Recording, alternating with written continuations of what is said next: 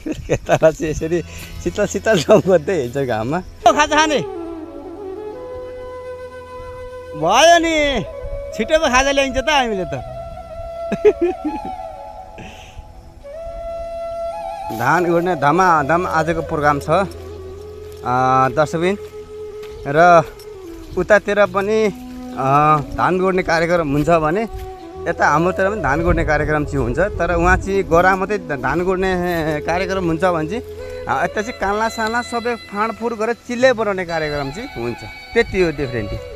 उता जे हुन्छ यता त्यही हुन्छ, तर गर्ने तरिका चाहिँ फरक हुन्छ। अब यता आलीमा रोपिन्छ मास कालो दाल, उता मास बनाउँछ, यता कालो दाल भनिन्छ क्या। यहाँ आज चाहिँ हाम्रो आमा पनि खेतबारीमा हिलोसँग खेल्नलाई आउनु भएको छ। उहाँ मेरो आमा हुनुहुन्छ, उहाँ मेरो भान्जा, इलाम जिल्लाको इलाम जिल्ला नगरपालिका गोला खर्काको डन। आज चाहिँ डनको चाहिँ काम पुगेको छ धान गोड्ने कार्यक्रममा। उहाँ चाहिँ मेरो हाम्रो सबैभन्दा ठुलो ठुलो ठुलो ठुलो ठुलो ठुलो हाम्रो सरको दिदी हुनुहुन्छ। जे दिदी भने क्या हाम्रोमा हो। तपाईँहरू देखेर के भन्नुहुन्छ कमेन्टमा भनिदिनु होला।